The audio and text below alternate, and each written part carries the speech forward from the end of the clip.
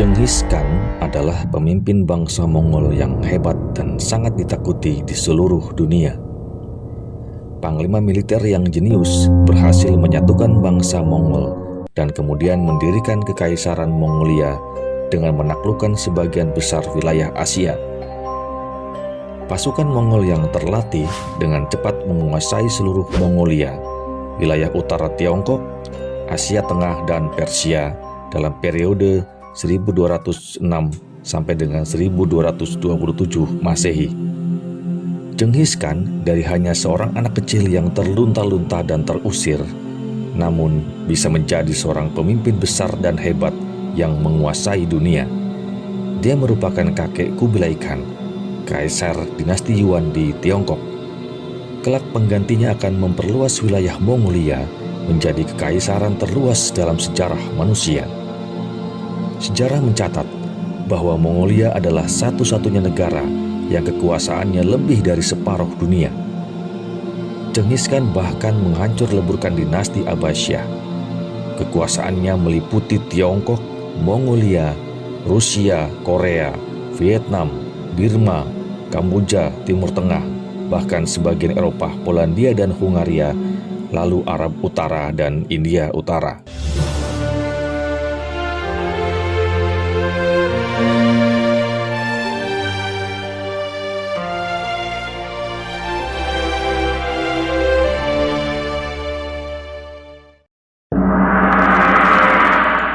Genghis Khan dilahirkan dengan nama Temujin sekitar tahun 1162 Masehi, anak sulung Yesukei, ketua suku Qian. Nama keluarga dari Yesukei adalah Borjigid. Temujin diambil dari nama pemimpin musuh yang tewas di tangan ayahnya. Temujin lahir di daerah pegunungan Burkhan Khaldun dekat dengan sungai Onon dan Herlen. Ibu Temujin, Kholun, berasal dari suku Olkhunut. Kehidupan mereka berpindah-pindah layaknya seperti penduduk Turki di Asia Tengah. Saat berumur 9 tahun, Temujin dikirim keluar dari sukunya karena ia akan dijodohkan dengan Borte, putri dari suku Onggirat.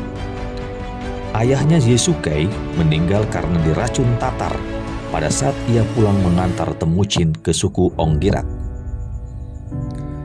Temujin pun dipanggil pulang untuk menemui ayahnya.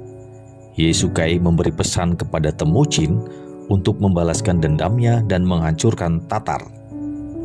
Kehidupan Temujin bertambah parah setelah hak kekuasaannya sebagai penerus kepala suku direbut orang lain. Alasannya karena umur Temujin yang masih terlalu muda. Temujin dan keluarganya diusir dari sukunya karena dikhawatirkan ia akan merebut kembali hak kekuasaannya atas suku Borjigid. Hidup Temujin dan keluarganya sangat menderita. Dengan perbekalan makanan yang sangat terbatas, ia dan adik-adiknya hidup dengan cara berburu. Pada saat ia menginjak remaja, kepala suku Borjigid mengirimkan pasukan untuk membunuh Temujin. Temujin berhasil ditangkap dan ditawan oleh musuhnya. Namun ia berhasil kabur dari tahanan karena pertolongan orang-orang yang masih setia kepada Yesukei.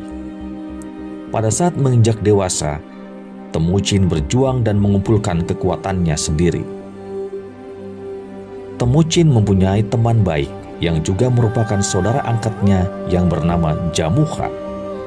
Ia pernah beberapa kali ditolong oleh Jamukha yang merupakan keturunan dari suku Jadaran.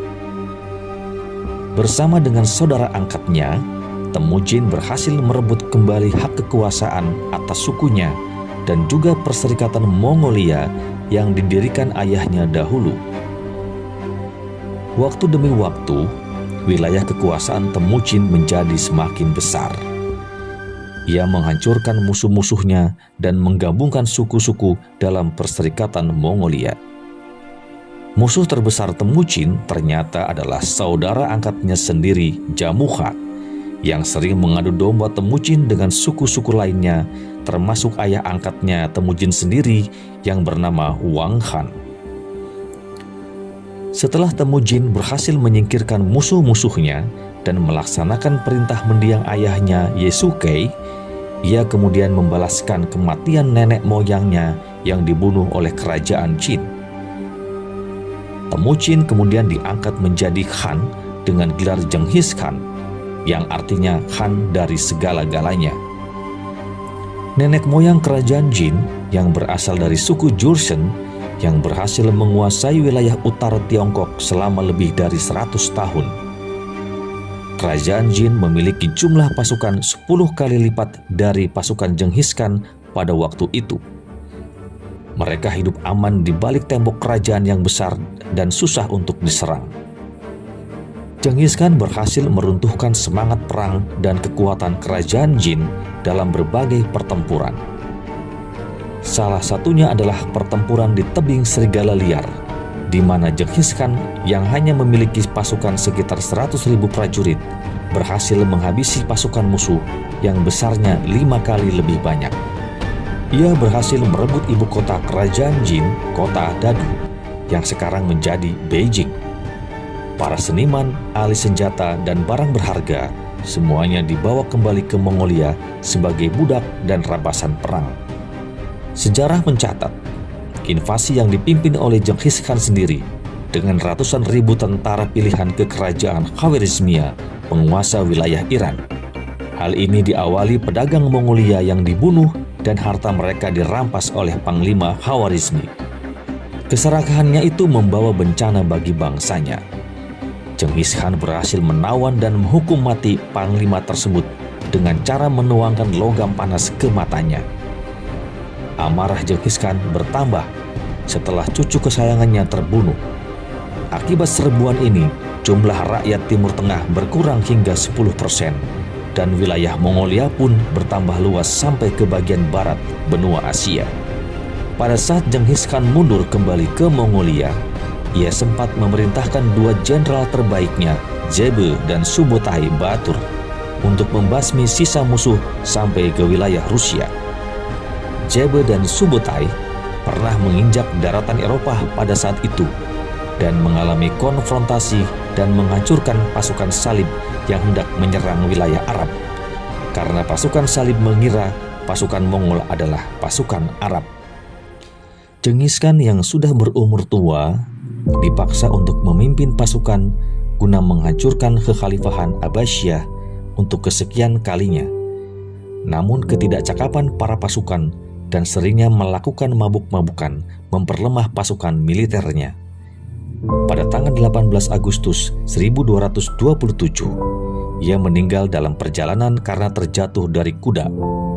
Hal ini dirahasiakan oleh para panglima setianya sampai musuh berhasil ditaklukkan. Kuburan Genghis Khan dirahasiakan agar tidak dirusak oleh orang lain. Kekuasaan Mongol diwariskan kepada putra ketiganya, Ogadai Khan, karena keahliannya dalam bernegosiasi, mampu memimpin negara dan sifatnya yang tidak sombong.